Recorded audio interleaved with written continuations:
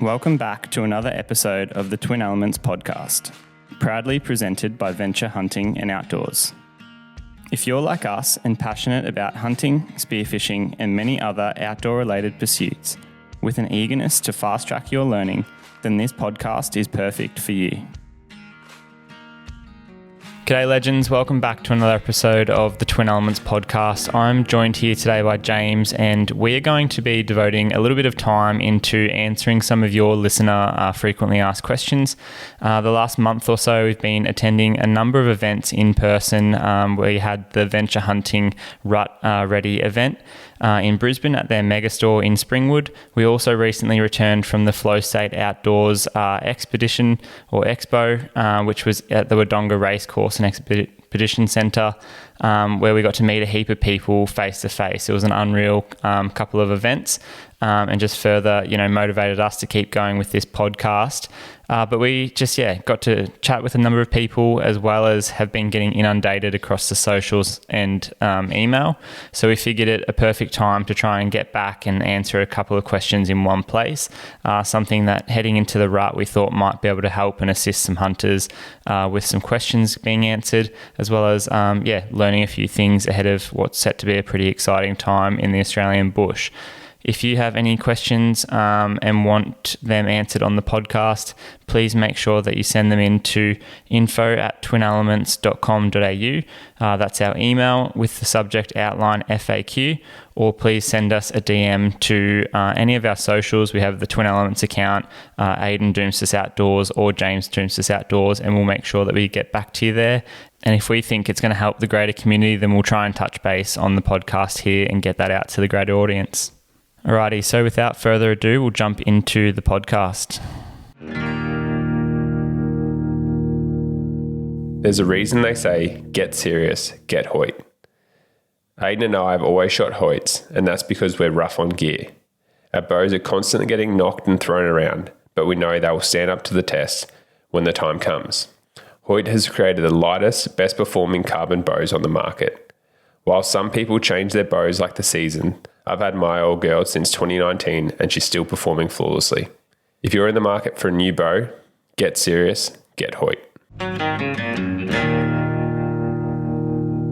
So the first question that we're going to tackle came in from Jake Duddy. Now, I just want to say we may get some of these names and Instagram handles wrong, so bear with us and sorry if we don't get it perfect. We've lived with getting Doumtsis wrong our whole lives, so you guys, you just got to have to suck it up. But the first question came in from Jake Duddy, and that is, any tips and pointers to finding pigs once the wet season does hit and moves the pigs off water? So we're assuming this is more of a sort of northern territory, North Queensland sort of question. So do you want to tackle that one? Yeah, again, with relevance to the wet season part of it, I'm thinking that's coinciding with like summer rainfall in those northern climates. Now, if it's the Northern Territory and there's increased water around, one thing you've got to be considerate of, which also goes for Queensland and that Gulf country, is with increased water, there's obviously increased territory of things like crocodiles, as well as, flooding and things. So obviously just got to be safe and hunting smart. But it is some really fun time to be hunting. You can often, I think when it comes to trying to target animals when they are more spread out, because there is more food and water available, part of it is just covering the miles, whether it's on foot or by car. Another way to sort of eliminate where animals might not be is by talking to the property owners. Generally, they're the ones that are either doing fence checks for flooding and things like that, or driving the roads, checking what the animals, like their domestic livestock, are doing and things like that. And they're going to be the ones that are encountering the wildlife and the feral animals that we're hunting. So they're probably two avenues to sort of just understanding where to have a bit of a general starting point. And then once you've got boots on the ground, I think just looking for like sign like fresh rooting up. Obviously, if there's a bit of water around, the ground's going to be a bit softer. And those pigs should be leaving plenty of sign. There are some instances where if there's so much green lush feed and grass around, they won't actually dig for roots and things like that. They'll literally just snip the tips off that green pasture as it's coming up, and that can actually make finding them even more difficult, because they're not leaving too much sign around. In saying that though, especially if it's in North Queensland or the Northern Territory, they should still be wallowing because it should still be quite warm and hot up there, as well as getting like a range of like ectoparasites, so like fleas, ticks, mites, all these sorts of things that will be hassling them, as well as biting insects like mozzies and midges and things.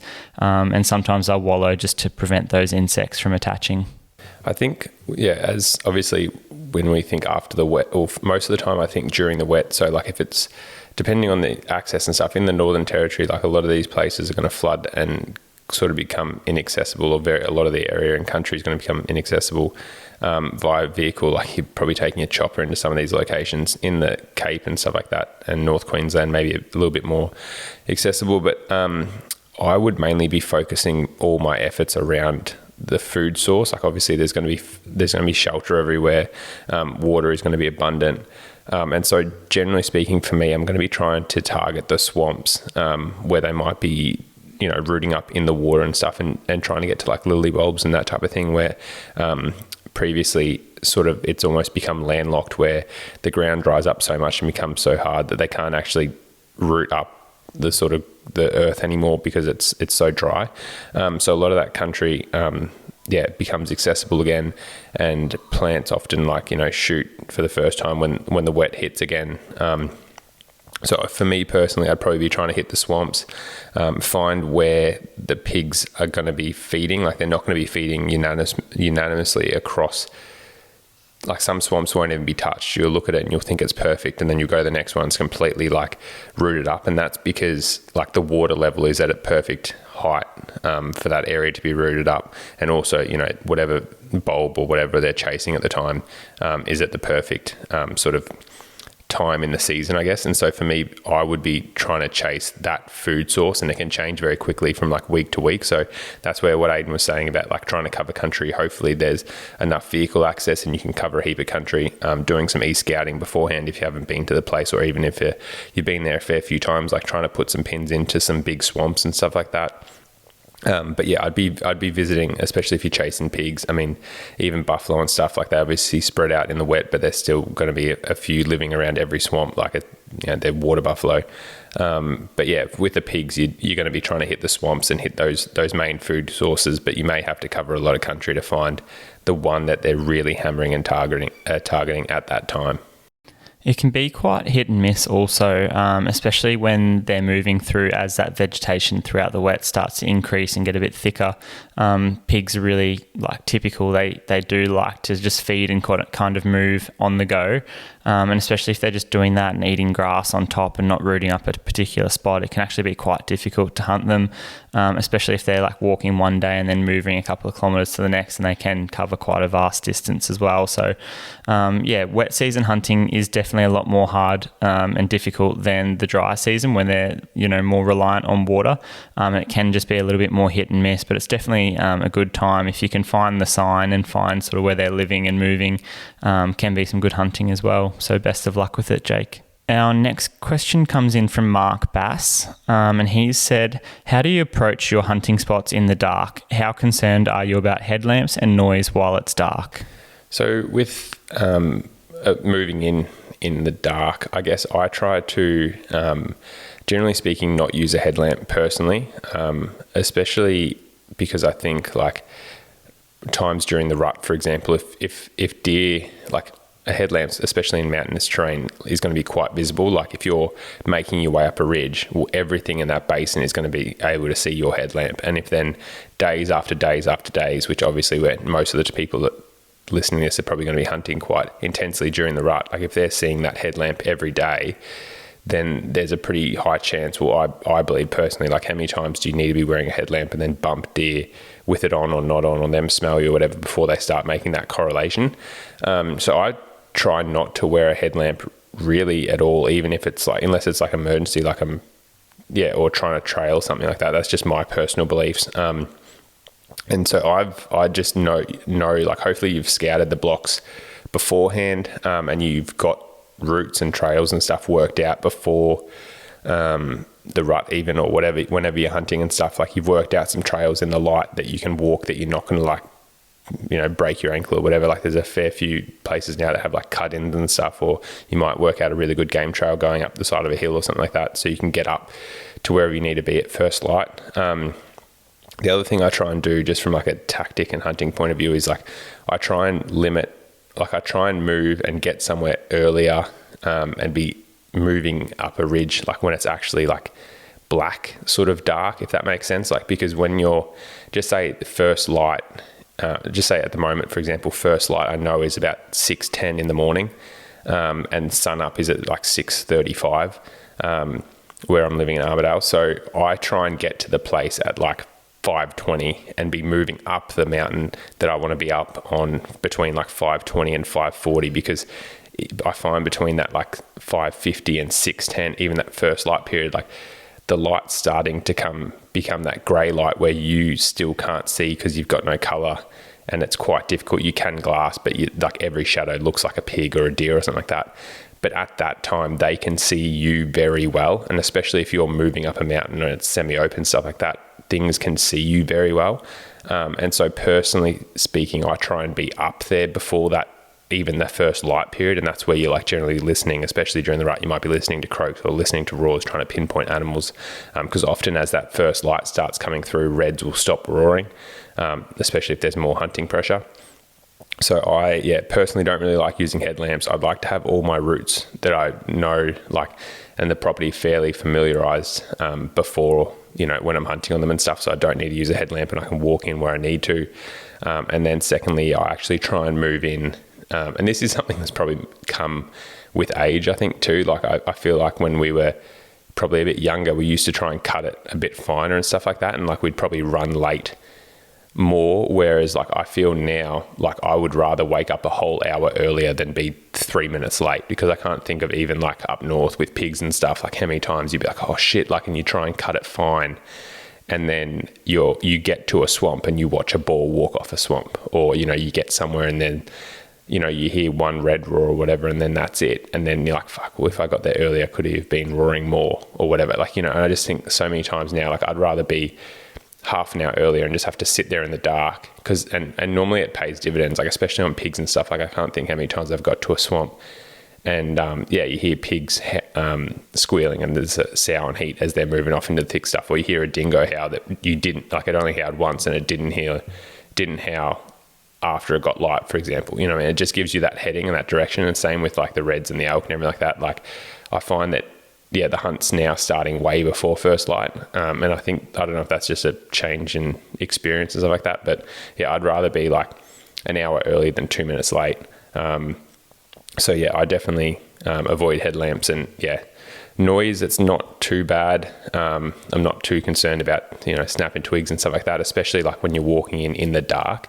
But obviously, hopefully you've picked out a trail that's fairly easy, because if you're making a lot of noise, and generally there's a lot of brush and stuff, which there's just the risk that you're going to like trip over and break your bow or your camera or yourself. So have good trails. Don't use headlamps. Try and limit your noise, and try and pick a trail that it may be a bit longer or a bit more conspicuous, I guess, but you're not likely to bump into something. Like you sort of want to walk up to the mountain and get up in the mountains or whatever without the risk of bumping stuff. So even if that's a slightly longer trail that's out of the way, then I'd rather take that one than take one that goes straight up the guts of where you're thinking the deer are going to be or the pigs are going to be, because then you may as well just not walk up somewhere and just wait until it gets light and then start hunting from there.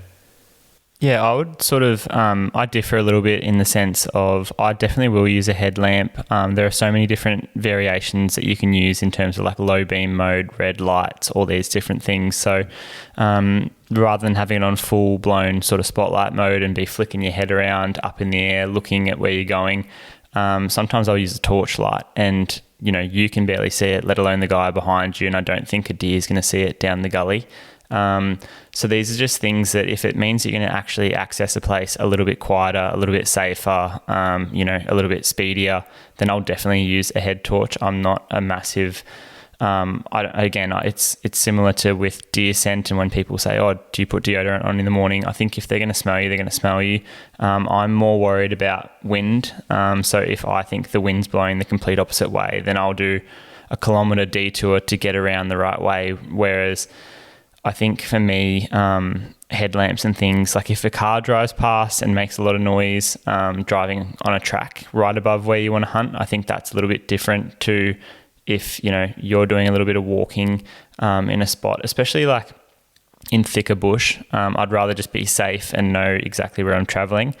To sort of complement this, I would actually suggest if you walk, up a ridge and you go, oh, this is actually a really good track that I'd like to take in the dark, I'd just get a tracking feature on your phone, for example, or your Garmin InReach or some sort of mapping software, and do a track. And then that way, even if you have to have your phone on really dim light in the morning, you can ideally step for step all the way and get through pretty quietly and quickly. That's a good strategy. I've even taken it to the point where I've taken secateurs when I was hunting for sambar deer, because there were certain game trails that would get me to the best spot on a ridge or the best spot on a gully. And on the hunt, like after a hunt, on the walk out, if I thought there were any branches that were just a bit noisy or a certain stick, I would go and break it or cut it. Same as on the game trail itself. If I had to, step over a few log piles or crunchy sections of debris and things like that, I would, while it was middle of the day and the animals were normally bedded elsewhere, I would go and, clean up that track a little bit just with my feet, or, move things and move it away off the trail. So there wasn't really noticeable for the deer, obviously, moving through the area, and it was pretty low impact, but it just makes your access in and out of these areas a little bit better, so that ideally, if you don't have to use a headlamp, you don't do it. But again, I'm not one that's too big on, if I have to use a headlamp to be safer, quieter and a bit quicker, then I'll definitely use it. But it is worth saying, as James was sort of discussing there, when doing these like first light sort of approaches, and you're setting yourself up for the day, it's the prime time, go the best way, not the easiest way. And there's definitely something to be said for that. Like if you have to do a 1 kilometer loop and get up 2 hours earlier to get to that spot, do it. Don't, be the one that's laid out of camp and then trudging up the best ridge at the worst time and, wreck your hunt for the day and then educate deer for the rest of the week. There's a lot to be said for that. So best of luck, Mark, with, you're hunting this rut and everything. You'll figure it out as in terms of what works for you. Hopefully there's a few tips in there that you can use, when approaching your hunting spots in the dark.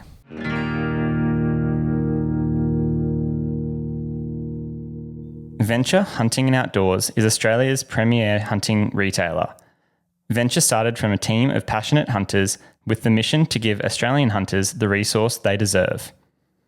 Through community events, top quality gear, exclusive deals and expert guidance, Venture is more than a hunting store. It's a community. Check out their incredible mega store in Brisbane today, or head to their website to shop all things hunting and outdoors. So the next question we're going to tackle is from Merman Spearfishing. So what is the best pre-rut attractant for fallow deer, a rattle or croak? So this is a really good question. We've actually had it pop up a couple of times, and I believe we've answered it in question 5 of fallow rut tactics as well. So if you haven't listened to that one, go back. There's a whole heap of information on, specifically we broke the fallow deer rut into pre-rut, peak rut and post-rut. But specifically for pre-rut, we like to rattle to bring bucks into our location. We do sometimes use croaks. Like I use it a lot more in the early hours of the day, or if it's quiet during the early sort of morning, to try and just spark up a buck, even if it's to let him do 1 or 2 croaks in response and just give up his area on a surrounding hill face or something like that. Whereas what we find is that through rattling, and especially if we're sitting off a scrape, we're able to bring bucks into our location. The only thing when considering this is that, you have to be prepared for it to be a spiker all the way through to a really dominant mature buck. So there's no guarantee as to like the age class or anything like that, but it can be really effective for bringing bucks in surrounding locations to your specific location. And, we try and be, if we're bow hunting, 20 meters off that scrape and ready to, we've had the pre-ranged everything ready to shoot. Otherwise, if we're using a rifle or something like that, you can be a little bit further back, but you want to make sure in both circumstances that you have a clear shot towards that scrape where you anticipate that the buck that's coming into your rattle is going to end up. So thank you very much for your question, Merman Spearfishing. We appreciate you sending that through to us on Instagram. So the next question that we're going to tackle is sent in from Dan on Instagram. His handle is SimDantra. And he's asked, do you know any Australian stores that sell rattle bags? So yeah, Venture Hunting and Outdoors, they stock a wide range of rattle bags. So they've got a couple of ones in there. The ones that Ayden and I are going to be using this year are the Phelps Smash and Clash rattle bags. We just really like the sound of them. And yeah, they've got some cool features. But yeah, there is a lot of different rattle bags. And like I said, Venture does stock a few. And then, yeah, I know personally, like I now probably rather a good set of rattle bags, just because I find them a bit easier to use than antlers in terms of like especially when you're calling by yourself, like where do you actually put them? Like the antlers or whatever, like you can have a string and have them wrapped around your neck, but they're just cause a bit more movement. Whereas I like just having the rattle bags I can just quickly chuck into my, like my bino harness and have my bino sort of sitting out and just find that a little bit easier to control sound and movement and stuff like that. So yeah, if you want to jump on and grab some rattle bags, just check out the Venture website. I'm sure they're going to have heaps or go into either their Hamilton or Hamilton store in Victoria or their Springwood store in Brisbane. Also, if anyone's watched our recent film series, Fallow Frenzy, on the YouTube channel, you would have seen that we were using these sort of locking mechanism rattle bags a couple of years ago. We've had a few people ask on YouTube what they were, and they're the Night and Hail rattle bags. They work like equally as well. It's just that we find the bag a lot more conspicuous as well. You've got one part rather than two parts, and that's simply why we've sort of transitioned to those. But Dan has also sent in a second question just following on from that, and he said, I know you can mimic them with your mouth, but are there any red hind or fallow doe callers out there? So there's definitely, probably in that sense, electronic game callers would be probably my top recommendation. You can use like a diaphragm call or something like that. You can probably more mimic a fallow doe. Or maybe like a really high, probably more of a fawn call with a red deer. I don't think you can get the sort of nasaliness of like a hind with a diaphragm call. But yeah, you can definitely get like a good fawn call and fallow deer call with one. But I'd probably be saying either use your mouth or use an electronic game caller to replicate a red hind or a fallow doe. So this next question comes in from Jack Cullinan. So, g'day gents, I'm from a property near the Central Tablelands in New South Wales that's loaded with fallow. Sounds like a terrible problem. For years, all year round, I've observed the herd with a full mixed bag, mature bucks, young bucks, and all does of all stages of life feeding and coexisting. It's almost as if the bachelor mobs don't exist there and they're living together all year round. On my brother's property in southeast Queensland, stags rock up about 6 weeks in March and then they're nowhere to be seen. I guess to bachelor up as they should. I thought the deer pattern would be pretty consistent across all mobs. So just wondering if you know why the fallow at home don't seem to play by the same rules. Yeah, so this question is a really good one, really interesting, just to see that sort of variance in different regions. I'm also a little bit curious. I think he says like fallow bucks and things in the first part of the question and then mentioned stags in southeast Queensland. So I'm just wondering if there's also like a fallow buck versus red deer sort of issue here, which you definitely will see a bit of variation. But what he's describing can be seen and described in both species for sure. I think to the second point when he says like my brother's property in southeast Queensland with the stags in particular, I'm assuming he's talking about red deer there, and just knowing that red deer in general are much bigger animals. They've obviously got to put on a lot more antler during that velvet and growing period. They're going to require a lot more nutrients and minerals and all these types of things. So hence they're actually more equipped to leave their rutting grounds or where they've been roaring in March, April, and travel further distances throughout the winter to put on condition again over the summer and spring, going into next year's raw. So these are just some factors why I think, red stags could be a couple or tens of kilometres away from where they're eventually going to end up and rut back with the girls.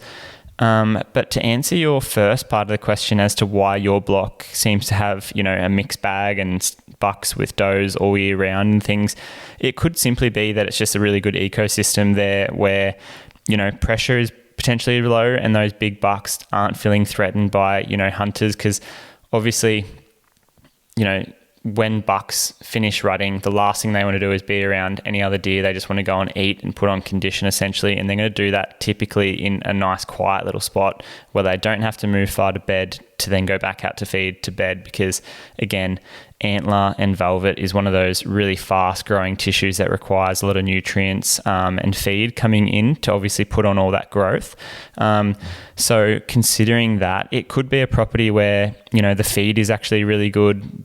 Could be a low density. I know you're saying there's a lot of deer there, but compared to like carrying capacity, which is a really interesting term when you think of like domestic animals and for example, like in a beef system, you might say that 1 acre of land supports 1 cow. So if you've got 500 acres and only 200 cows, then you've in theory got 300 spare, 300 acres there that, could have cows on it that don't. So the 200 cows that you have on that 500 acres should in theory have, great opportunity to put on a lot of condition, not be, trampling on feed, not be chewing it right down, all these other things. So all year round, as long as it's like an average, season, those cows should be putting on condition. And the same can be said for the deer in this instance. So even though you're saying that there, is quite good populations of the deer, hopefully if it's in a good region of New South Wales there and you've had good seasons of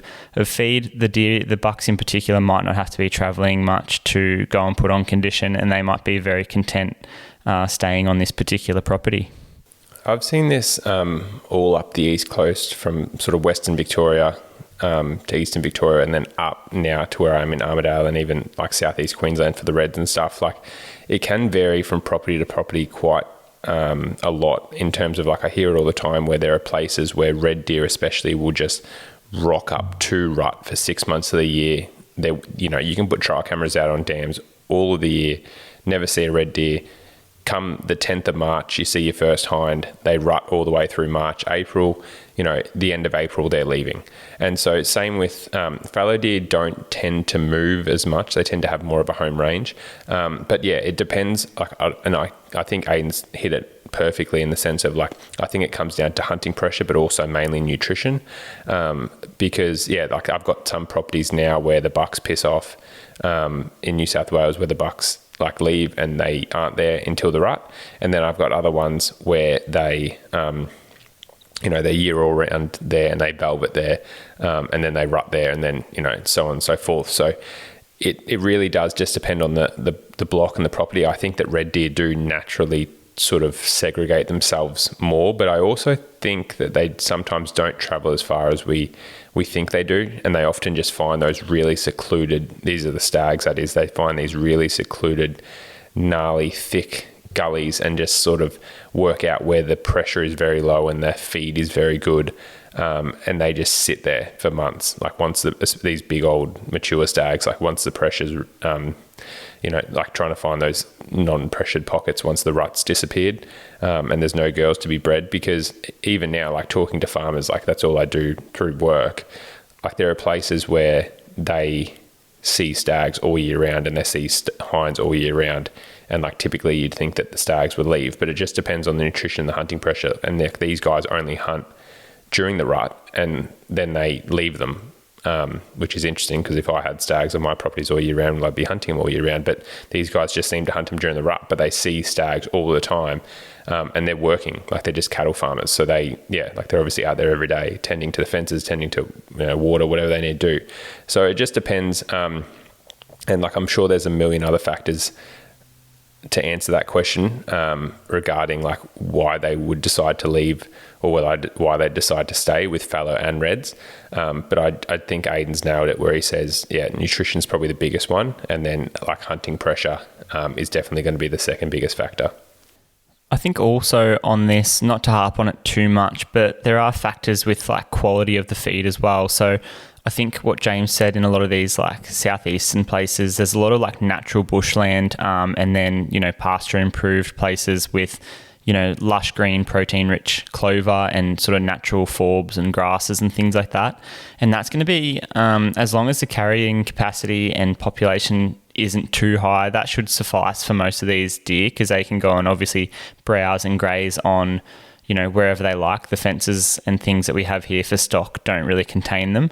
Whereas it is worth saying that if a farmer 5 kilometres away puts an oat crop in, right at the end of the fallow deer rut, then it could be said that if there's bush surrounding that, like the fallow bucks, especially because they've got such a big, toll coming up in terms of growing their antlers, will travel 5 kilometres to go and feed on that oat crop, and a population of deer can smash an oat crop pretty quickly, as we find out from talking to property owners and things. So it really does depend on like neighbouring areas, food sources, all these sorts of things as to why a deer might be more likely to go. But again, you've sort of answered your own question a little bit. If they're happy to sort of coexist and they're happy on your property, there might not be any reason for these bucks to leave. Like it could be a bit of a sanctuary that you've got. So all the best for hunting this rut, and good luck to your brother up in southeastern Queensland as well.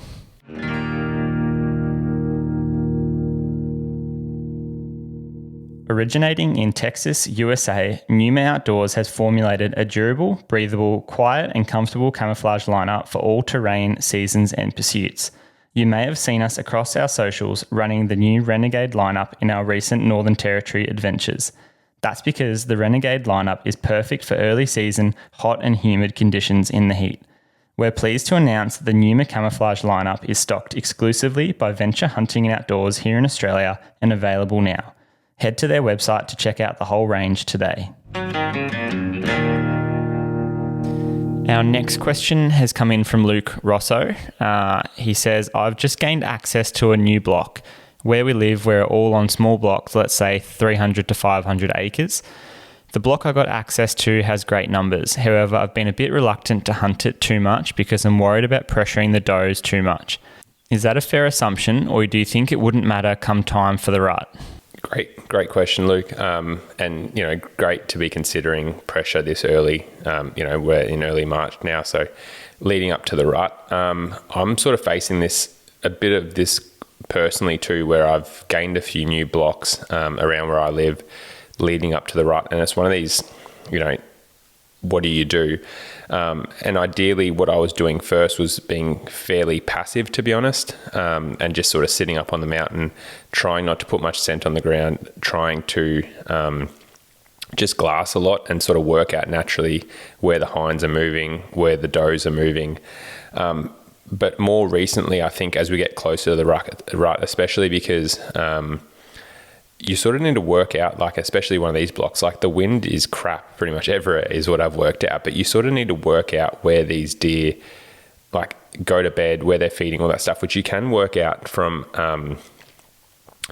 just from glassing and stuff, depending on the hill, depending on the terrain and how hilly it is and stuff like that. But you sort of really, for me personally, like I almost want to know like the tree that red hind is going to go and bed under or whatever, or that doe is going to, the area the does are exactly going to bed, because there's normally probably going to be a scrape in that area. And like, I want to know that sooner rather than later so then I can potentially put a camera on it, for example. But in terms of like assessing pressure and stuff like that, I think with just the way that I personally hunt all the time, I try and be fairly minimalistic in terms of like, I don't want to be scaring game and whatnot like all the time. And so I think if something does, like, I think we underestimate just us walking around how many animals we're spooking that were 200 meters away. They got our scent that we never saw and just ran off and stuff like that.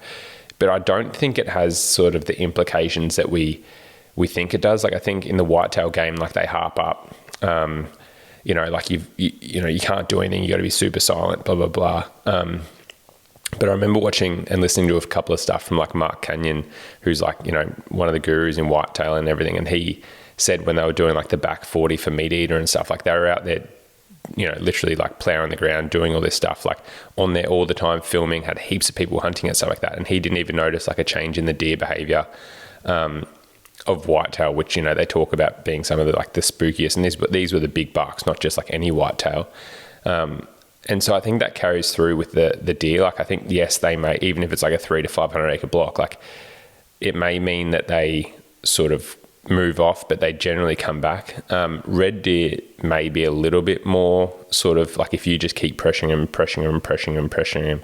them, they may be a bit more sort of spooky and stuff. But I think they'll, like from the most part, like there's a reason why they're there. And whether it be like good feed or, you know, good bedding or something like that, like there's a reason those deer are on that place. And so, yeah, I'd definitely be trying to cover it before the rut to work out like where the animals are bedding, what the wind does at certain times of the day in certain gully systems, how you can access certain gully systems, you know, quietly, where the good game trails are, where the best sign is, where scrapes are starting to pop up now as you listen to this podcast. And I would obviously be trying to do it in the most passive way possible, and not spooking game when you don't need to. Like I wouldn't just be walking blasé through the bush and stuff, like even when you're walking out. But I'd definitely be out there trying to put boots on the ground and learn the property as best as you could before the rut. And I'll just touch on this a little bit. This isn't really attributed to your question either, Luke, but what I will sort of say is there's a certain point with as hunters that we've got to also meet the landowner or the property owner's requests as well, because you know, it could be a neighbouring property, for example, and if they want all the deer shot on that property and you're trying to manage the place next door because you've spoken to that property owner and he says, yeah, I actually kind of like the deer and I'm happy for us to sort of, you know, try and just take a couple of bucks off there every year and the deer don't really bother me that much. But if you go next door and that property owner says, yeah, every time you come here, I'd really love for you to shoot a doe or two. This is talking about fallow deer specifically, obviously. I think there is something to be said about meeting that property owner's needs, because as we've learnt, James and I, very quickly, especially with Chiddle deer up in North Queensland, if they stress that fact of we've got too many deer on the property, we could be, you know, stocking more livestock, which actually give us money, and you aren't meeting that requirement, they will get someone else in. Sometimes it's helicopters to do it through, you know, government incentives that are paying for it, or another hunter or spotlighter or roo shooter or whatever it may be, to come in and sort of undermine what you're trying to do, I guess. So we can all have these hunting ideals. And this, again, isn't actually specific to your question, but it's just to help with the greater audience. If you've got a property and the property owner saying, yeah, mate, the sambar deer in Victoria smashing my wife's roses down the driveway, and you're sitting there going, oh yeah, beauty, I'm going to just try and take a 27-inch stag or better. And there's 10 hinds walking up and down the driveway every evening as he comes back home from work. Like, he's pretty quickly going to say, mate, you're not doing a good enough job. I'm going to get someone in that can handle this situation. So we've got to take it as hunters into the point of, and it might not be that you want to do it, but if you've got a mate that goes, hey, I really want to get some sambar deer meat, I haven't got property access, can I come and you can shoot it and I'll pack it all out and, you know, feed my wife and kids back at home, then there's definitely like avenues for us to, you know, just keep farmers and landowners on side, because we struggle enough with public access at the moment. So obviously then just, you know, keeping property owners on side, and reducing the impacts of these feral animals can also be something to think about. But thank you very much for your question, Luke. We really appreciate it. And yeah, best of luck for the rut. Jake Curran sent in, hey guys, what map apps do you use on your phones? So this one's a pretty simple one here for us in Australia, one that we actually are getting this question a ton. I think we've obviously just mentioned Jacob as asking it here, but we've probably got it 10 to 15 times in messages recently. We both run what's called GPS Kit. It's a $15 app on the Apple App Store. It works on iPhones, definitely. I'm fairly sure it would work on Androids and stuff like that as well. And it's great here in Australia, particularly on flatland and stuff like that, just because as you sometimes get into these more hilly areas with more topographical folds, it can get a little bit harder to know your exact location on that map, you know, on the map, for example, when you're looking at the satellite view. But one of the benefits with this app is that it's very cheap. It's a one-off download. And then you can do like cache specific offline maps. So for example, I might be able to download 1 million acres roughly in the Northern Territory, which will cover my property, for example, that I can hunt in the Northern Territory. It's easy if you're hunting somewhere in Victoria and you have, 5G or something like that, because you can just keep it on as an online map and it'll be super, super accurate at a really, really high resolution. Otherwise, if you want to chuck your phone on airplane mode, I just pre-download all the sites. You can also go, as we've spoken about plenty on previous podcasts and in a lot of these face-to-face events that we've done recently, you can also like pre-download, put in a heap of drop pins on any water sources, anywhere that you like the look of, go there in person when you've, in the field, and add photos and take photos to it, say, yep, great, fresh rubs, blah, blah, blah, nice scrape, old scrape, question mark, good water source, question mark, Samba Wallow, question mark, and have all these photos and drop pins and things corresponding to it, and just use that as a lot of intel. So hopefully that answers your question, Jacob. It is also probably worth saying that for anyone hoping to go over to the US, we love Onyx maps. There is a bit of a wrinkle when it comes to like downloading it here in Australia. It's really difficult. You've actually got to have a physical like US address and things like that, but you can have subscriptions here and run it off your desktop. It's just, there's a bit of a glitch, which we're trying to actually work with the Onyx people. But we'll hopefully have some more updates on that sort of problem and a resolution in the future. So the next question is from Dave Towner. He says, "G'day lads, I shot a cracker buck last year in a certain part of the block I hunt. He had around 6 to 8 does with him at the time. It's a real nice quiet area with access to feed, water and cover. He had a few scrapes in the tree line too. Now, do you think that this year there's a chance that there will be another buck take over his territory? It's a prime spot, so I'll be looking over it regardless, but in your experience, when a dominant buck has been taken, does another one move in?" Firstly, congratulations, mate, on getting a cracker buck. It's what we all aspire to get, so good job on nailing that one. But I definitely think like there's a reason that best buck is in that spot, and that's generally because it has the highest doe density on that area or in that hill, and so that scrape is going to be in there on that bench or whatever for a reason, because he can project out. As we've said, fallow deer are very like chauvinistic. They like being seen, they like being heard, and so that buck is there to show himself to as many does as he possibly can. The biggest bucks fight for the best areas and the best sort of locations to show themselves off. And so if you've shot, and it's the same thing can be sort of said sometimes with pig beds too, like if you shoot a boar out of a bed, like it's commonly seen that another boar will go and take that bed. It's the same with bucks. Like if you shoot the best buck on the hill, often the next year or even in that rut or the same year, like another buck that's quite mature will move in and take that spot. And that's generally speaking because like they're there for a reason, and that's usually because there's a high density of does in that location compared to maybe other spots on the mountain or on the property. So hopefully you're sending through a message to us in a couple of weeks of you shooting another cracker buck on that scrape. But it would definitely be an area that you're going to check, and I'd expect that within probably 50 to 100 meters of where you shot your last buck, there'll be another good buck this year, hopefully, if you've got a good age structure coming through and good buck to doe density. So hopefully you're sending us a photo of another good buck this year. But great question, Dave. Yeah, I'd agree completely with that. And just like there's this sort of thing, like a realised niche, I guess, in terms of like we've seen it a little bit up north with the chital deer, where a neighbouring property will shoot 2,500 deer, and then within 6 months that property is inhabited by deer again that have just flocked in from the neighbouring areas because the landscape and the ecosystem can support X amount of deer, and they will go and actively seek out that spot. So if you've got the does that are unaffected, unhindered, not pressured and stuff like that, I think the bucks will be flocking to that area, as James was sort of discussing there. It is just worth noting that there might be some slight environmental changes in terms of like it might be a bit drier or something like that, or the scrub might be a bit denser, which might mean that bucks move slightly higher or further around the ridge or something. But in a grand scheme of things, like it should be in a very similar area to last year.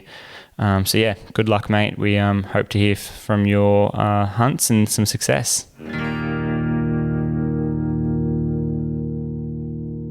We all know when it comes to great tasting coffee in the outdoors, look no further than Dog and Gun Coffee. But the same great tasting coffee can also be enjoyed in their whole bean variety in the comfort of your own home. Rounded out with their incredible hog chocky, Dog and Gun has something for everyone. Use code TWIN10 at checkout for $10 off your first order.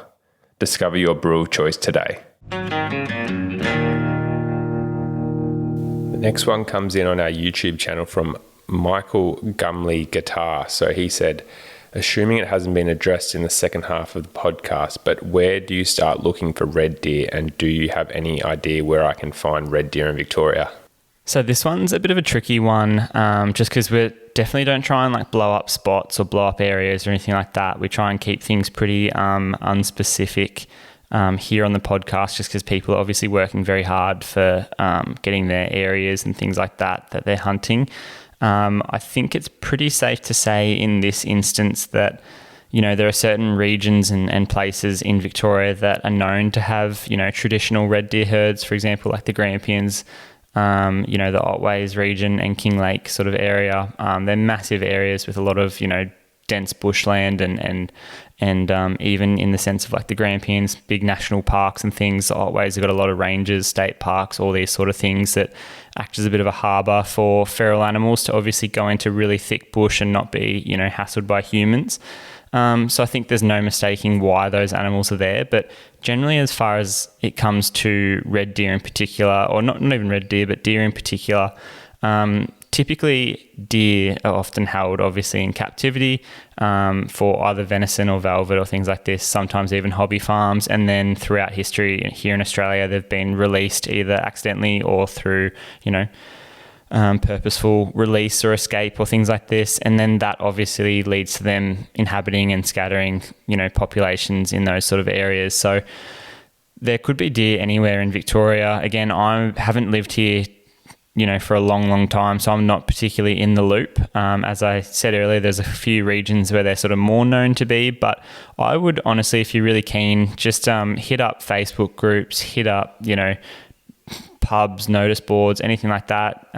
Often people say I shot a red deer here in southwest Victoria. Go and have a look on maps, where there's some bush, go and do some scouting. It's really is tricky, but one thing you are looking for with red deer is that they do like having enough scrub to be sort of concealed and hidden in that they can revert back to, particularly those older stags. As we've discussed earlier, they do need good food sources because they are quite large animals. And unlike sambar, where sambars generally tend to be pretty secretive and prefer a bit thicker bush, reds can be seen quite often if they're in low hunting pressure areas, on pretty open farm fringes and sort of paddocks and things like that. So yeah, it's a tricky one, Michael. All the best with your red deer hunting and stuff. It's just we don't want to blow up specific areas or anything like that for people that work really hard for their access and whatnot. But hopefully, there's a few tips from me there that you can sort of unpack for yourself. Thanks for listening anyway, mate. Alrighty, so our next question is from David O'Brien. He says, hey guys, I recently went on a hunt in the Hunter Valley region of New South Wales. This hunt took place in mid-Feb. I was successful in taking a fallow doe for meat, and when butchering her, noticed she was what I assumed to be quite heavily pregnant. Have you guys come across this before, and what can cause this? I assume too many females, but not too sure. Pretty interesting finding there, especially in mid-Feb. That is quite late compared to when you'd think that does should be dropping sort of early December. So you're looking at, almost 2 months, 2.5 months later, where if we think most does are going to be bred in sort of April, early April, you're talking about almost like June really, or late June, July even. So yeah, for me personally, we touched a bit on this in episode 5 and all the factors that can affect doe cycling and that sort of the reproduction and endocrine with their balancing their hormones and everything like that, and photoperiod and day length and stuff. So if you haven't listened to that episode, David, episode 5, we did a massive deep dive on fallow deer, so make sure you've listened to that one. But to answer this one specifically, probably what I'd be thinking would be a couple of factors. So the first one, it could be a low buck to doe ratio, in the sense that there might be 1 to 10 bucks, and so the bucks just physically can't get around to does to, to breed them all. And so like if a doe might be on for 24 hours, if she doesn't happen to come across a buck that she wants to breed with in that 24 hours, then she misses that cycle. 21 days later, she's on again. So, all of a sudden that's pushing her back. And if the buck to doe ratio is really bad, well, it could easily be in June when she actually gets bred. Another factor that's probably more likely, what I'm thinking, is that you've maybe shot a doe that was sort of a yearling doe, or it could have been like her first fawn that she was going to have. So it would have been interesting to see if you actually checked to see if she had like much mammary development, and if you think she was like a more mature doe. Because what I think's probably happened, even if it was a mature doe, nutritionally, when the rut came around, she probably wasn't in the best condition, and she probably wasn't cycling. She could have even been a mature doe and just been moving later and later every year, for factors like what we talk about, where if a doe still has a fawn and she's still lactating, then that has a negative feedback loop, which then means that she's less likely to cycle during the rut until she's weaned that fawn. And so she could then naturally, like every year, get later and later by a cycle and move back, and all of a sudden she's being bred in June. But yeah, I think nutritionally, probably it's one of the biggest factors as well, in the sense of if she's a yearling doe and she didn't reach that prepubescent or prepubertal weight and start cycling, like she could have been getting the cues with the reduction of day length, but she just hadn't got big enough and hadn't sort of developed enough to then actually start cycling until later in the year, where, May, June rolled around, and then she got bred then. But yeah, like, I mean, it's not that she would have, like in humans, I'm assuming in humans too, you can probably have like longer and shorter gestation periods. We see it in cattle, so I'm assuming it can see it just cross-correlating it to deer, like where deer can have longer gestation lengths, but they're not going to have a 2-month longer gestation length. Like she's just been bred later. And so then it goes into like all those factors that we just talked about, like in nutrition, buck to doe ratios, which are going to be the main things that I'm going to be thinking about to why she should, or why she could have been bred later, but probably not a bad one to actually take out and actually eat, because I'm sure she's probably going to be in good condition now. But also it means that fawn would have been born later, which it will most likely, if it was a buck, it's most likely going to have poor antler development. If it's a doe, it probably is already 2 months behind its friends, which means it naturally becomes on the back foot in terms of nutrition, which means it will probably become a late doe. And so you've probably actually done wonders for your population in terms of improving that buck to doe ratio, but also improving the chance that more of the does are going to get bred during the peak rut period, which is going to improve your rutting. So good job, David. You've done a fantastic job there.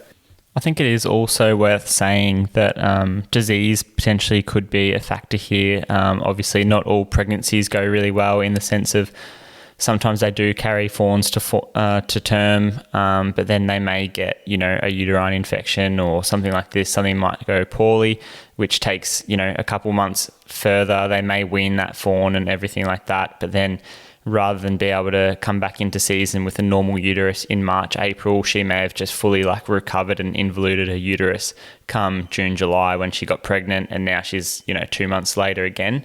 Even if she wasn't like a young doe, as James was sort of discussing earlier, she might be a mature doe. But we see it with cattle all the time, where sometimes they'll even have early embryonic loss. So she may have been bred accurately and fertilized by a buck of the right age class in March, April, and then for whatever reason, stress, something like that, a personal specific to this doe condition, may have potentially even lost a fawn, recycled again since losing it because she was in a good body condition score initially, and has reconceived, and now just late and out of cycle, which again you will get. I think most of us can attest here that you'll often get to May, June, July, and even though a lot of the mature bucks have gone off and they're doing their own things in bachelor mobs and getting ready to drop their antlers, there's always that cheeky little second-year head or third-year head hanging around the does for a little bit longer, just because they're like a bit none the wiser, and they will stay around just, sniffing and sort of sticking around that mob of does in case one does come back into season or is missed or anything like that. So that also could be a case. But as James said, it sounds like you've got some prime venison in the freezer, and best of luck for the upcoming rut. We're keen to see how you go. So this next question comes in from Owen. So his Instagram handle is Bruxma Bowhunting NZ.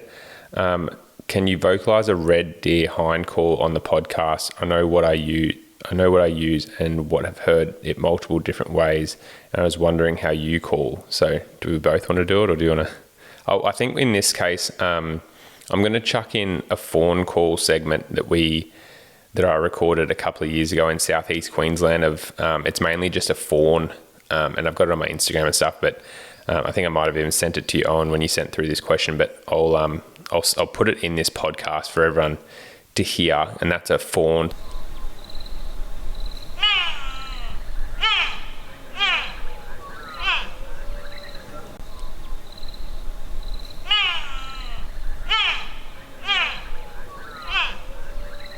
I'll give some context to it. Its mother was sort of getting harassed and bred by the time by quite a handy stag. Lucky for him, I've been told by the property owner that I couldn't shoot him because they were trying to pass on his genetics to other does and other hinds in the area. But so her mum was calling back, which I don't know if you can actually pick up in the mic, but the fawn was quite distressed, and you'll hear the frequency of how often she's calling. You can actually sort of tell that she's a bit distressed. So I'll put that in there for you guys to listen to. But so I don't pinch my nose. I can't really do the fawn call because it's quite loud, quite high pitched. So I just mainly do a hind call, I guess. But that was a bit of a poor one. But so like you can do your nose where you. Hopefully I'm not blowing out the mics here, but and then same thing with calling in a red deer and stuff, and everything else. Like it's all about timing and frequency and stuff. Like the more you do it, obviously the more stressed you sound and how urgent it sounds. If you're doing it like once or twice every so often, it's more just like hinds talking to fawns and that type of thing. So it just depends on what sort of message you're trying to convey to the stag. Or like whether you're just saying like, yeah, there's some hinds over here talking and sort of chattering and stuff. It's pretty rare that you actually hear red deer calling, unlike elk and stuff like that, and especially like fallow does. So it's not something where I'd be sort of hind calling all the time at every stag, at every opportunity on the side of the hill and stuff like that. Not that you're probably going to do that anyway, but it's probably a bit more reserved with the red deer calls. Do you want to have a crack at doing one?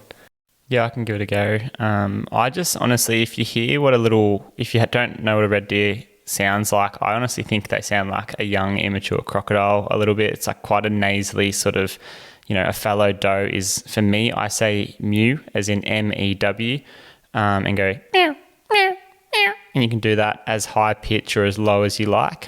Generally, if they're further away, I'll do a higher pitch, meow, meow, meow, and do like more chirpiness sort of thing. And then the red deer, I almost say like, I don't even know how to pronounce it, but it's like, it's more nasally, and I kind of use my tongue a little bit on the roof of my mouth, and it's almost like I'm saying no, and like it's weird. I don't know how to describe it. So I'll do my fallow deer call as well. So I say ming. So ming, ming, ming, ming, ming, ming. And like, as we've spoken about in previous podcasts, like, especially I haven't heard as many red deer calls, but certainly with the fallow, like there is, I don't know, as long as you sound like a submarine, like ming, like I feel like you're not really, getting too far off with a ming or a mew or something like that. Because learning from Bulgaria, like there was a million different dialects of that version. So fallow deer are a bit more broad, but I think if you sound like a baby croc, and I'll put that audio clip up of the fawn, if you sound something like that or even a little bit more nasally, you're definitely going to be in the right track to calling in some big dirty reds this raw on. So hopefully that helps you out, mate. And best of luck in the future.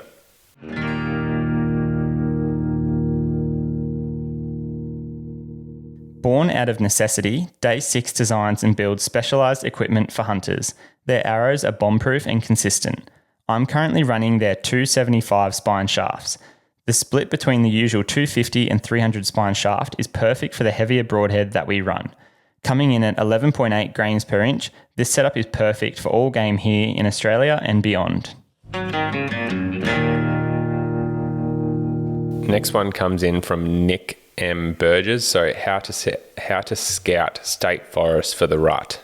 This one's nearly a whole podcast topic for itself in general, to be honest, Nick.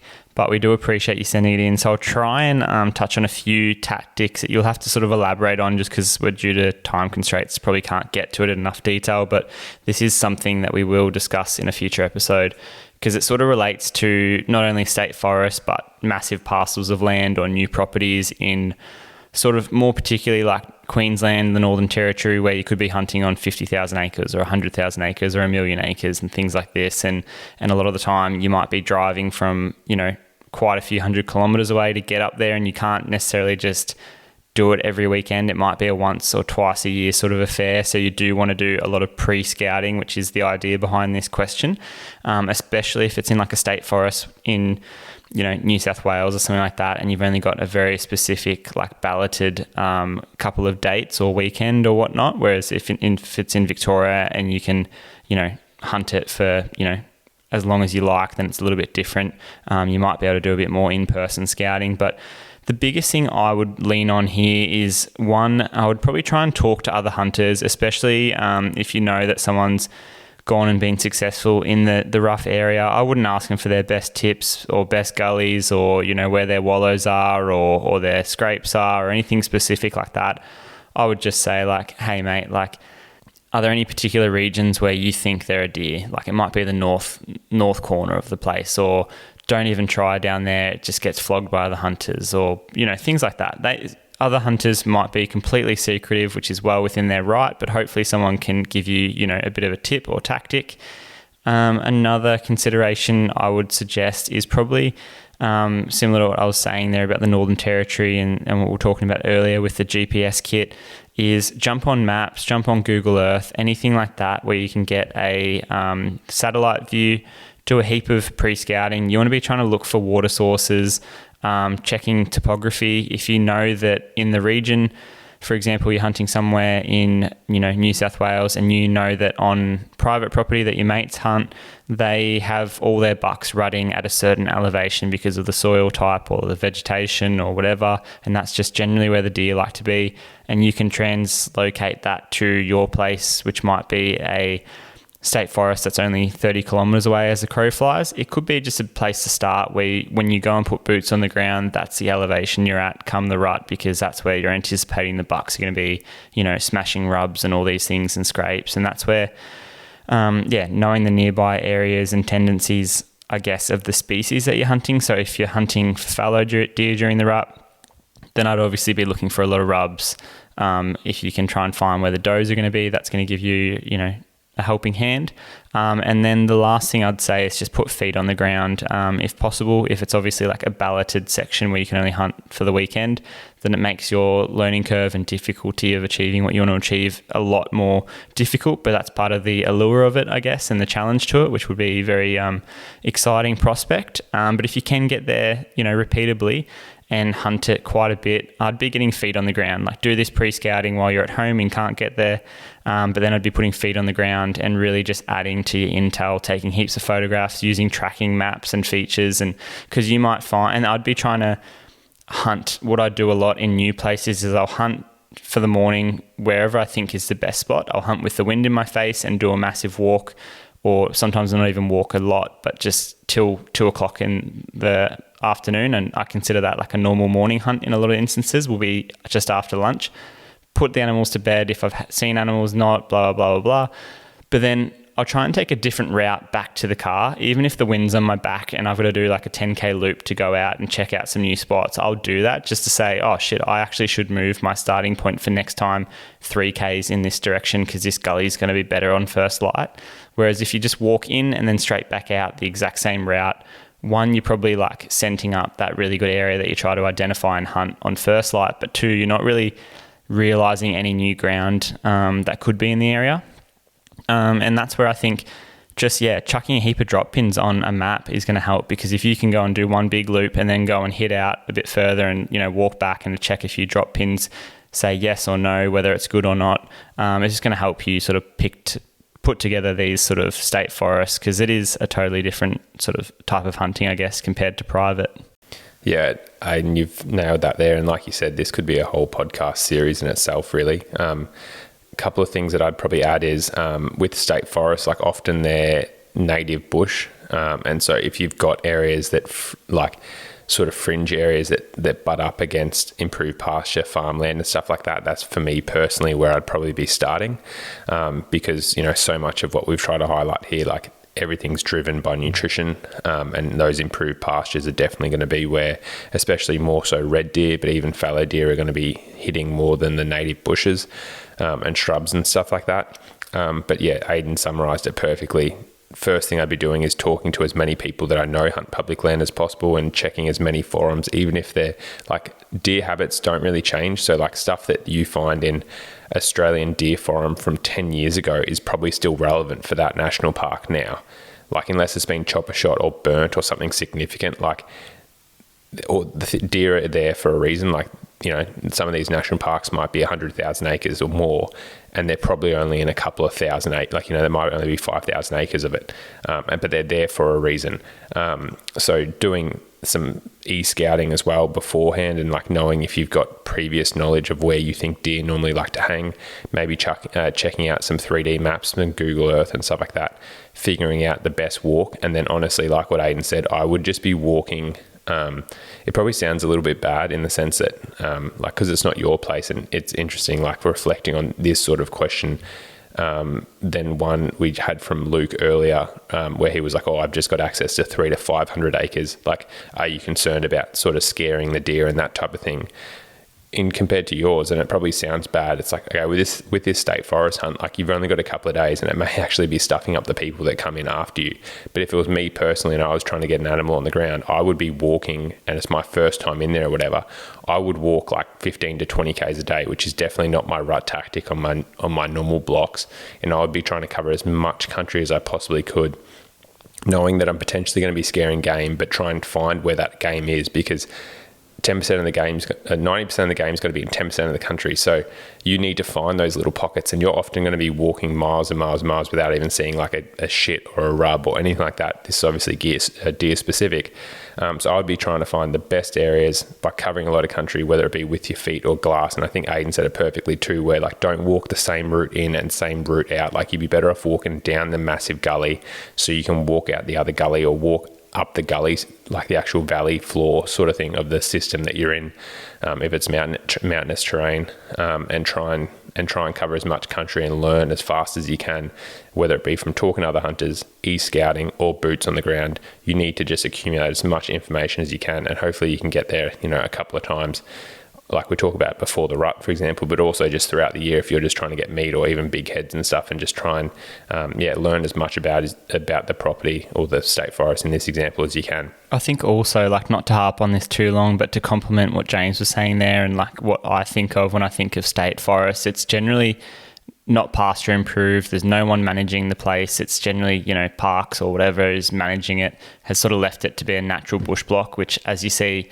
some of these places get fire through it, and then 10 years later, it's just really, really thick, nasty native bush. And because places that have sheep or domestic cattle, they're always going to have some element of fringe. Very rarely is it just complete bush block. So when I think of state forests, I think of really thick bush, which makes it a lot harder, and again, less visibility, which means less glassing opportunities, which is why I think boots to the ground is probably my preferred approach in those instances. But if I'm proven wrong here and you can get to a spot and glass a heap of really nice country, then I would also do that. I would seek out, again, through topography, where a high ridge is, get up there, and if you can see a heap of country, especially if there is a bit of fringe, or watch deer coming off private onto the state forest and bedding in that thicker, nastier bush, then it's just an element of getting the wind right and doing a bit of a slow stalk through that country as well. So best of luck. And Nick, hopefully we'll touch on this in a future podcast episode when it comes to just scouting new properties and state forests in particular. But thanks for your contribution, mate, and best of luck with it all. Alrighty, our next question is from Dino10 10 Dino 10 on Instagram. Are you guys messing around with mechanical broadheads on game? So we've always been fixed blade heads guys, just for the simplicity and the consistency. I do know, like, so Daryl Bolger, who's a very esteemed Australian hunter, like he's used Rage broadheads for years now, and shoots red deer front on with them. Reports, and I've spoken to him about it, has never had a problem. For me personally, as much as like, for example, Daryl, who's a fantastic hunter, has never had a problem. I've also heard of a lot of people that have had problems personally, where broadheads have like opened up on grass, or when you're taking them out of the quiver, they open up a little bit and then they like half get snagged in an animal and it doesn't penetrate properly. And you just hear so many little things where it's like, oh, only got 6 inches of peno.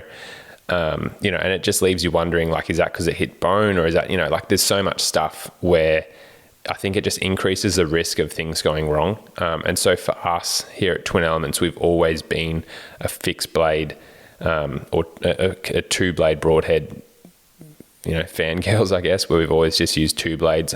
More recently, I've started using the Cayuga pilot cuts with the smaller bleeders. And that's just because, you get a way larger cutting area with very minimal increases in like the amount of poundage required to actually push that broadhead through, a fighting shield of a boar, or through hide, or, musculature or bone. And you get a massive, you get an extra, I think it's 3/4 of an inch of a cutting area with those bleeders. And so for me, I use them. Ayden uses the Zots, which is just a 2-blade broadhead, and has had brilliant success with them. But for us, we like the reliability of a good 2-blade broadhead. And for us, that's, using Cayuga broadheads has been like huge for us in terms of our hunting success. Like, I don't think we've lost an animal between us now in the last couple of years going to Cayugas, and they're just, they're brilliantly designed and made heads. But for us, we like a 2-blade broadhead. So that's what we're going to be shooting into the future. Atlas Wild helps to fuel your outdoor adventures. My personal favourite is the peached iced tea in the Rise, which is caffeinated and keeps you ultra focused while on the mountain. The electrolytes and B vitamins in there prevent muscle soreness and means that you can back it up on these extended hunts day after day. We've teamed up with Atlas Wild to get 10% off your next order by using code TWIN10. That is TWIN, 10 the number, to get 10% off your next order. So Finn sent in, "Hey lads, I'm having trouble with hitting animals further back than I'd like. I don't know if it's a mental thing, but I always seem to be hitting them just behind the legs. I find that I only just clip the lungs and liver. Any tips to train the brain to aim forward, especially with chittle? When that happens, what are you doing with the meat?" Yeah, great question, Finn, and thanks very much for your honesty as well, because I think this is a great learning curve for a lot of people. I've certainly been there in the early days where, everyone says, oh, there's this magic triangle just behind that front leg there in the crease, and you kind of go, what's this crease? And it didn't really click for me until I became a vet and sort of worked out exactly where the anatomy lies, and it's very different on all different species. For example, if a feral goat has just gone and drank 10 litres of water, her vitals are going to be pushed right up forward. Goats in particular generally have quite a large GIT tract, and it pushes things quite a bit far forward. And this can actually be said with the chittle specifically. They generally tend to be quite far forward and low compared to, other species. For example, like a sambar deer, that if you hit them behind the front leg there, even if it's tight behind the front leg, you're still taking out a good portion of the lungs just because of that lung field. So to keep it simple, the way I often hunt is I'll actually come up the front leg and use that, especially with a single pin sight. I'll use that as a bit of a gauge as to where I want to be on the animal. And again, I think, this is an awesome question, and we could touch on shot placement forever. We actually got a similar question from Shay Linky, or Link, via Instagram as well, and they asked, can you do a deep dive into shot placement, please? So I think this is going to be a future podcast episode as well.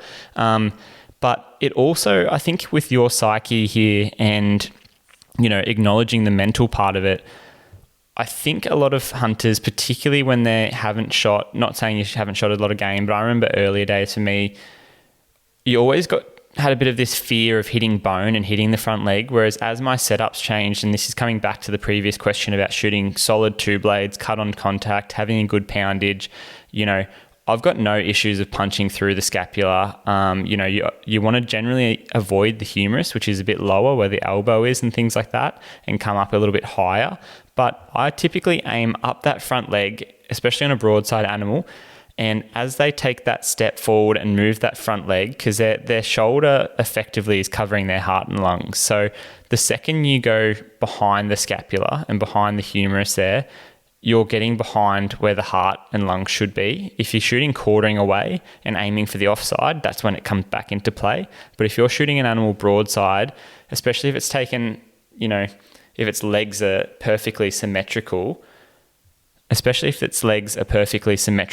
you're going to be almost going into that no man's land where you're hitting the back of the lungs, hitting the liver, which can be effective shots, but it's also very close and verging on those gastrointestinal or gut shots, as we call, which often requires a second shot and a animal that's wounded and sort of suffering a little bit. So again, with Chital in particular, I'll come up that front leg and you'll see there's often a really nice prominent dot about 1/3 of the way up the animal's body height. I'll then come across that and there's often a little tapering off white line that goes left to right along the body of the animal, in Chital deer particularly. So that's the height that I like to shoot at. And that if I shoot for that big prominent dot on the shoulder on a perfectly broadside animal, whether it's a stag or hind, that's pretty much a heart shot for me. If they drop, this is again speaking with Chital deer, because a lot of the time I am anticipating they're going to drop, even if it's at less than 20 meters with the bow. If they do drop, it plays into the lung shot. If they don't drop, you take out the top of the heart. That animal's not going far at all, and he's going to lead to a really quick and efficient kill. I think with this, Finn, it's probably just trying to identify why you feel like you're aiming back off that front leg. So it could be a mental thing where you don't want to hit the bone, and that's why you're aiming slightly back. Or even it could be like, are you taking shots at animals that are moving and walking, and hence like they're moving from left to right? You're aiming, you're not sort of carrying your bow through, and you're sort of, then they're moving and you're sort of, shooting them slightly further back than what you'd like.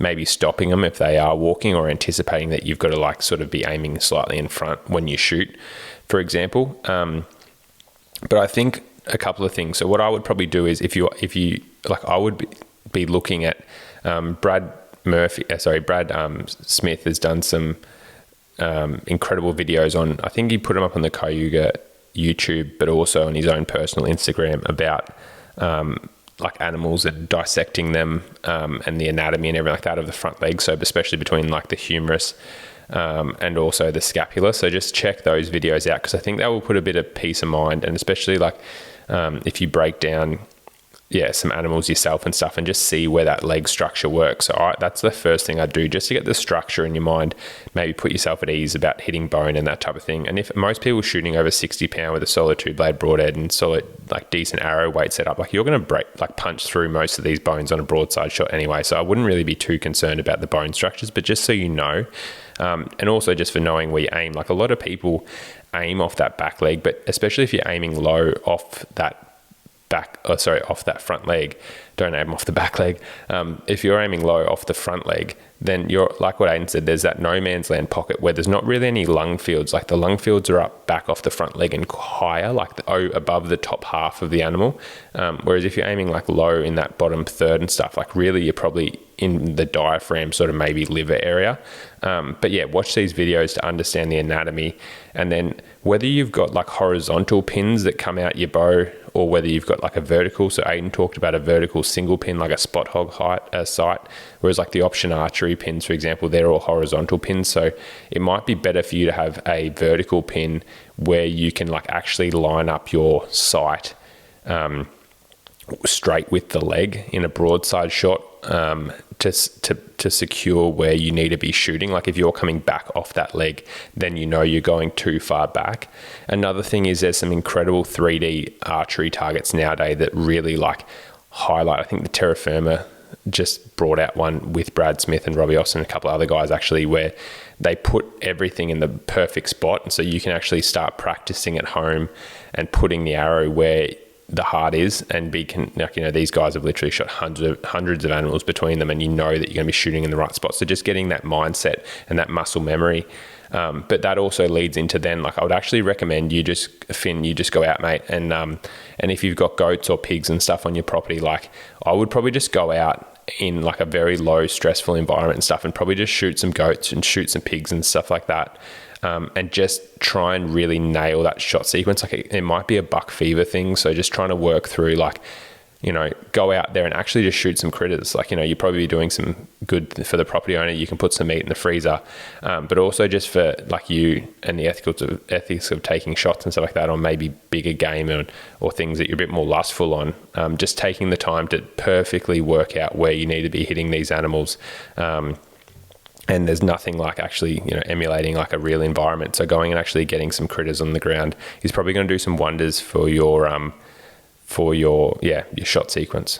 What we'll do as well, Finn, for yourself and a lot of other listeners, and I will benefit to this, when this podcast drops the coming days afterwards, I'll make sure that I schedule a few posts with some images, and I'll have some images of chital deer, and I can do some hinds and stags on different shot angles, and just place a little red dot or something like that using like a Photoshop as to where we might be able to place that arrow, where we would be thinking with like a broadside and a quartering away shot, different sort of animals, just for you to sort of see where we're trying to shoot them. Because a lot of people would go, oh, I can't believe you're shooting it there. But when you shoot them, cut them open and go to eat the heart, but it's, cut in half, it speaks for itself, really. And then just to answer your second question, or second part of that question, when that happens, what are you doing with the meat? Now, obviously, we're trying to avoid hitting the guts or the gastrointestinal tract.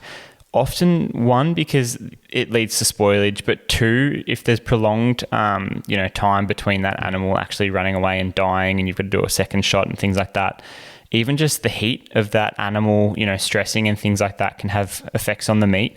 So something like a tenderloin, which is within the rib cage there and in the abdominal cavity, I guess, is more likely to be contaminated or have a bit of like a heat effect to it, and be not edible potentially or redeemable. Whereas generally, I would say that the back legs and back straps, even potentially the front legs, if you're not hitting them with the shot, should be pretty salvageable. If there is ever any like little bit of grass contamination from like feed or something like that, I don't advise washing meat or anything like that, or wetting it or cooling, like wetting it to get rid of stuff normally. But in this instance, I would do that preferentially to get rid of any potential bacteria that's on that grass and get rid of all the grass matter.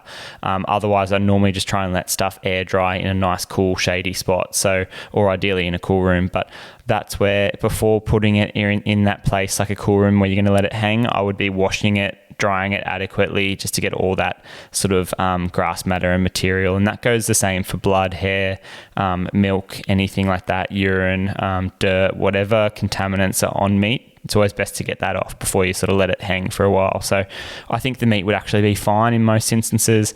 If meat ever gets warmer or anything like that, because especially in North Queensland, where I'm assuming you're hunting these chital, it can get quite hot. Trying to get meat off the bone and off the ball joints and things can be advantageous as well. But thank you very much for your question, mate. We will touch on shot placement, meat retrieval, a few of these aspects in further podcasts. But best of luck with your chital hunting journey. The next question is our last question. Otherwise, we'll be going for too long and talking about too much stuff, because we're pretty keen to keep these FAQs coming in. But this one isn't specifically directed at any one person's question, but this seems to be a bit of a continual theme that pops up. We've been getting this a lot, as we said earlier in the podcast, at the Venture Rut Ready event, as well as the Flow State Expo, which we recently attended, where members of the crowd and people that have come through the booth have kind of said, you guys look pretty fit, you obviously love your hunting, very passionate about it. What are you guys doing to stay fit for hunting and fit for the rut in general? And I'll let James start off and tackle this one, because it's quite an interesting topic. So I know for me personally, like I actually moved to Armidale for improved hunting access, which is obviously pretty diehard in the sense of moved to a town that literally knew no one in, with obviously my partner, But like I moved to Armidale because I said to her, hey, I want to be closer to red deer and fallow deer and, you know, good hunting areas. Knew that sort of Hunter Valley, like Northern Hunter, were pretty good. She picked Armidale and we moved to Armidale. So that's obviously like quite far on the end of the spectrum in terms of like, you know, there's not many people that are going to move like away from all their friends and family to an area to just get improved hunting grounds. But that's obviously why I did it. So, but yeah, like in terms of actual fitness and stuff, like because of that, then I'd go hunting now probably a day or two every week, which obviously in itself, and carrying a lot of the camera gear and stuff that we carry, you know, like our day packs probably weigh 15 kilos. We're covering a lot of country. We're doing it regularly. So in terms of that, like there's no substitute. Like the first answer to this question is there's no real substitute for hunting fitness like hunting. So if you're going hunting all the time, you know, you're probably going to be in reasonable shape. The next thing that I would actually recommend for if you only have like a limited amount of time to train and you want to keep in pretty good fitness for the mountains and stuff like that, like just say you train 4 days a week with weights and stuff like that anyway, what I would probably do, and this would be my biggest recommendation, is I would probably join a gym that has a Stairmaster, and I would make sure that the warm-up for every single one of my gym sessions, like I would rather cut my gym sessions from, you know, a 45-minute or an hour-long session at the gym to one that's fairly intense, and I would incorporate probably a 15-minute or 20-minute warm-up on the Stairmaster. And what I'd actually do is I would probably start by doing it with no weight and just do like try and aim for that 60 steps per minute rate and see how long you can last. It will grind you down and humble you quite quickly. But I'd jump on the Stairmaster to do 15 or 20 minutes, and I'd be trying to build that up till I could probably be settling out with like a 20 kilo weight on me when I was walking. Like this is sort of the stuff that we're doing for New Zealand and the US and stuff. We actually go heavier. We go up to like 30 in that.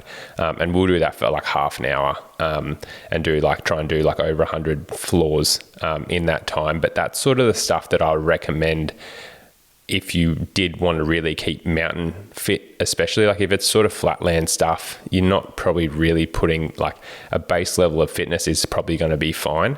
I mean, to be honest, Ayden and I do more of just have a general fitness lifestyle where we both try and run a couple of times a week. As you would have heard, we both try and go to the gym a couple of times a week, which, you know, keeps us fairly fit on a base level, and then chuck in a couple of hunts here and there for me a week. And we don't really have much problems when it comes to fitness on the mountains. But yeah, definitely even when I do have that base level of fitness, like when we're about to go to the US this year, I'll actually go on the Stairmaster an additional 4 or 5 days a week for probably half an hour, do that 100 floors with a 20 or 30 kilo accumulated weight load on my back, just to make sure that when I get to the US, firstly, it's easier for hopefully the pack outs that we're going to do, but just from a point of view that like there is no doubt in my mind that I haven't done everything that I possibly can to be physically prepared for this hunt and what's going to be ahead. And so when I need to run up that mountain with my day, like all my pack and stuff on to get to a bugling elk, like you can go as fast as you can, because in those circumstances, minutes count for like hours, in the sense of, especially if it's like an arvo hunt or something like that. So, hunt as much as you can. In summary from me, hunt as much as you can. If you had to keep hunt ready throughout the year, and you didn't, you hunt, or where you hunt is a couple of hours away, just say, incorporate the Stairmaster is going to be the biggest one. And like I said, 60 steps per minute is what you're aiming for. Start increasing the weight that you can carry, but start off at just like your body weight.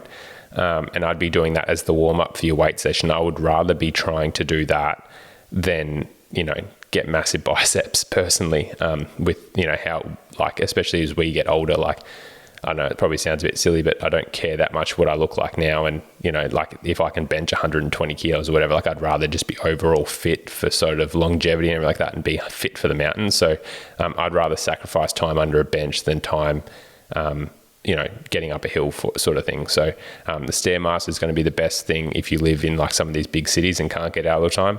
And then, just keeping for us is just a general base level of fitness. So like doing sort of high intensity sessions when we're at the gym too, we try not to, like, knowing how we both train, like we're both sort of like 40 seconds on, 20 seconds off, like the HIIT sort of style, or, fairly intense where it's like, you might be doing chest as the main workout, but then you walk over and you might just do some light leg stuff, like some light leg press or light squat as like a superset sort of thing, where like chest or back is the main thing, or, you know, same thing, you might be doing legs, but then you might do some light shoulder stuff or some light arm stuff in between, and just try and really maximize. Like I see people sitting at the gym for 2 hours where they're just on their phone scrolling, and I'll go in there for half an hour, smash it out and leave, and then go for a run.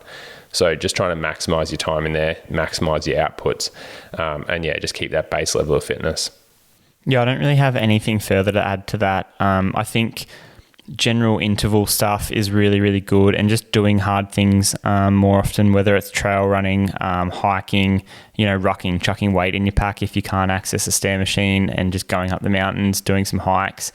I think getting a hunting buddy or a mate and just keeping someone accountable, because it's quite easy. It's actually a little bit disappointing in humans in general that, you know, I will sleep in and I won't go to gym and I'll be late to that event, and, you know, oh no, I'll miss training today. But the second, you know, James messages me and says, hey mate, we're getting up at 5 tomorrow to go for a run, it's like, yep, no worries. And you need that motivation from another person. And I think, yeah, if that's the case, then good, identify it until you build the really good habits. And if it takes you, you know, requiring a mate to sort of kickstart you and get you fit, then that's awesome.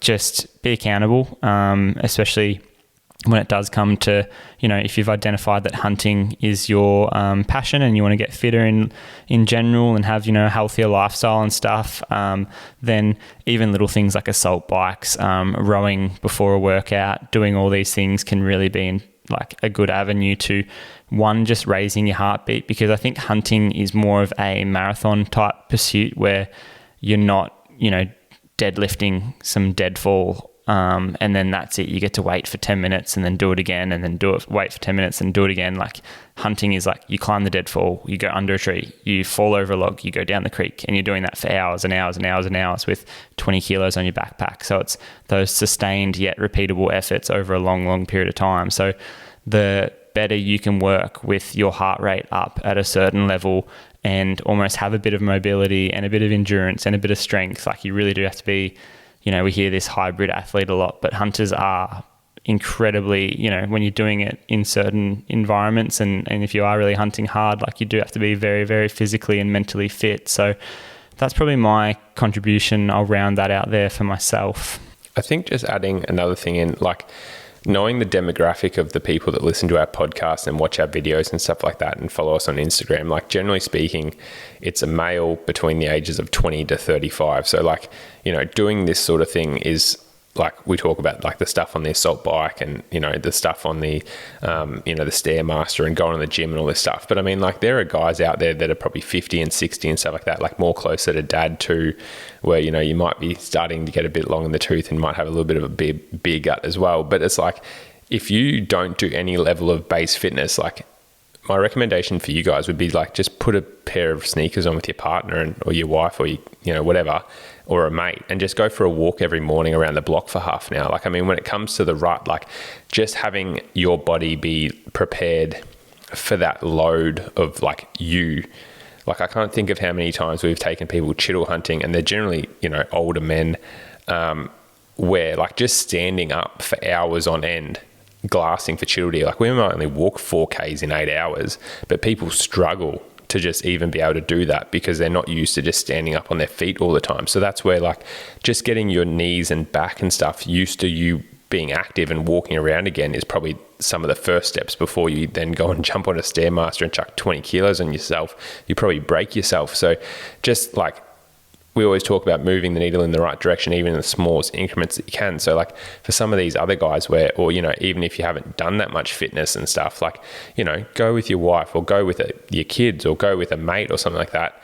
And just go for a walk for half an hour is going to be the start. And then, I mean, like whether you incorporate a little run here and there, or whether you incorporate, you know, going to the gym as well, like it's, you know, like it's just going to be anything really. Like if you do nothing, doing anything is going to be better than what you're currently doing. So, and I mean, we could probably tackle this. It wasn't really part of the question, but even leading then into diet, like, you know, like if you're a bigger fella, well, you're probably going to get more out of not putting stuff in your mouth than you are going to be going to the gym, because I mean, it's a lot easier not to have 6 beers a night than it is to go and run 6 kilometers to burn off those beers. So like just thinking about it from that point of view, like if you want to get in better shape for the rut, or, you know, want to get better shape for just hunting in general, sometimes it's the things that you're not putting in your mouth and adding in exercise that's going to get you better results quicker. And it just takes a bit of discipline there, whether it is going and exercising or whether it is, you know, just eating the best, you know, foods that you can for yourself. So just keep that in mind too, because like obviously Ayden and I are fairly intense in all things in our life, I feel like sometimes when we're talking. But yeah, just for some of the population, like just doing something and sort of probably having a bit more of structure and minding what you're putting in your mouth may be a lot more beneficial than, you know, doing some of the things we discussed earlier in this question. Being so passionate about food and cooking, we have teamed up with Camp Chef. With portable cookware for wherever your travels take you, Camp Chef provides a better way to cook food. Whether in the backyard or the backcountry, shop pellet grills, their cast iron range, or portable cooking systems today. We personally love their large 12-inch diameter skillets and camp ovens for cooking over the coals. Alrighty, and thank you guys. It's sort of got to that time of the podcast now where we've answered a few listener questions, which has been really great. As always, we appreciate everyone's contributions. I just wanted to say a massive special thank you to all of you guys, particularly our viewers over on YouTube who have tuned into our Fallow Frenzy YouTube series over the last 5 weeks. That film series has sort of wrapped up now, just in time for us to actually head out into the bush and hopefully make some new memories this Fallow Deer Rut. For anyone that's wanting to watch the series as a full-length film, we've actually launched this coming Wednesday an uninterrupted film. It goes for about an hour and 10 minutes. That's going to be popping up on our YouTube channel featuring all 5 parts. That's just a bit of a bonus episode. If you've already seen the 5 parts, then no need to watch it. But if you do want to sit down with the kids, watch it as a bit of a full cinematic film, almost like a movie, then that's going to be one for you. Up next, the next big YouTube release for us is going to be on the 26th of March. Make sure you drop that in your calendars. We're going to be releasing our 2025 Northern Territory highlight reel. If you came to the Float State Outdoors Expo, you would have seen it playing as a bit of a sneak peek at our booth where we had the Spotted Safaris and Twin Elements booth, and we're meeting all you incredible people. We're actually going to be using this short film to launch our 20,000 subscriber YouTube giveaway. So we're really, really excited about that. You may have heard us allude to it in previous weeks of the podcast. And as part of this YouTube giveaway, we've actually assembled an epic prize bundle for one lucky winner. Now, to enter, you must be subscribed to the Twin Elements YouTube channel. So make sure you go directly over there and subscribe if you haven't already. Some of the footage that we're going to be releasing over the coming months is going to be pretty epic, as you will see in this highlight reel, which we're dropping on the 26th of March. Just to repeat that again, what you have to do is like that specific video, and then can you please comment? And it has to be in 25 words or less. Essentially, we want you to describe your dream hunt. So we want to know the species that you want to be hunting and the rough geographical location that you would like to go and visit for your adventure, and basically letting us know this dream hunt and what place you'll be using all this gear that you win in the prize package. So, for example, if it's a bull moose in Alaska, a tahr in New Zealand, the South Island of New Zealand, or a bangtang bull in Australia's Coburg Peninsula, something as simple as that. You can add in a little bit more detail, say if you want to do it with your old man or your wife and kids, whatever it may be, your hunting buddy. We want to hear it all. We want to hear, all these people's dream hunts. And hopefully you are the lucky winner. We're going to select that when we hit 20,000 YouTube subscribers.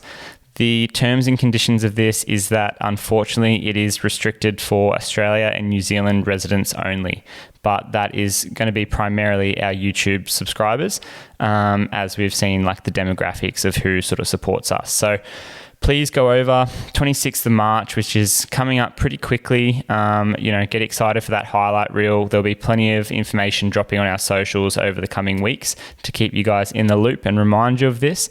It's not like it's going to just hit 20,000 subscribers either, so I'm assuming there will be a couple of weeks, hopefully, until we give away that prize. So plenty of time for you to enter your information, comment, like, subscribe, all the normal stuff on the Twin Elements YouTube channel. We really appreciate your support over there, as always.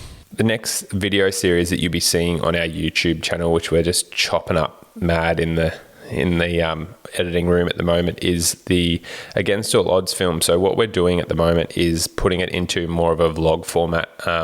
As you can imagine, and we've sort of touched on previously, like Ayden and I spent 20 days out there. We experienced some incredible running activities, some magnificent bulls in the US, and what we've done is like we cut that down to almost like a highlight reel in the first one, where it was like 45 hours of footage cut down to 36 or 38 minutes from memory. So what we're doing is going back, and we're actually going to do like a narrated sort of version of it, which will show you guys sort of more of our emotions and what was going through our head at the time when we were going, on the hunt, and when we were experiencing what we were experiencing. So we hope that you guys really like that. So that will be out on the YouTube channel shortly, probably after the rut, to be honest, just because we'll be hunting and filming like mad through March and April, which sort of limits editing time, but we'll be out next, and then we'll be jumping into some epic NT action that you'll see in this highlight reel. So there's plenty to come out on the Twin Elements YouTube channel. So to be in the draw, like Ayden said, make sure you're subscribed there.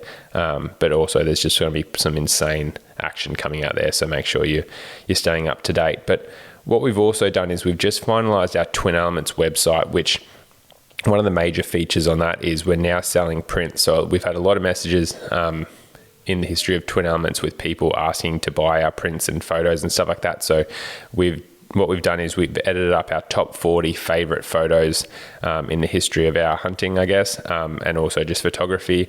And we've made them available to you guys. So if you want to jump on, please support us here at Twin Elements by buying a print. To be honest, like the quality of the photos and everything, and then what we've captured in some of these photos is like very unique, very artistic. They'd make great presents for a loved one or a partner or someone that loves the outdoors. So if you're stuck for an idea of what to get someone, jump online, buy a print, get it framed up. Like I know if I received any of the prints that we've got on there, I'd personally love them. It makes great presents. Or even if you just want to deck out your own, man cave or your own office or something like that with some pretty cool prints. We've got stuff from the US, we've got stuff from like the NT, pigs, birds, all different stuff. So there's something in there for everyone. So jump on the Twin Elements website and check it out. I just want to say thank you to everyone that's been sending in a heap of FAQs. We couldn't actually get through all of them in one podcast, so we'll definitely be doing a lot more of this and tackling a lot more FAQs in the podcast to come. We've got plenty of topics coming up in terms of, we might do another one on calling tactics. I think just because we have had still so many questions with calling in red deer and running rut questions, and we just want to make sure that you guys are as comfortable as possible leading into the rut, and hopefully share some of those tips and tactics that are going to increase the chance of you being successful. Thank you everyone for subscribing and reviewing and rating the podcast, and just the support that we've had around this channel.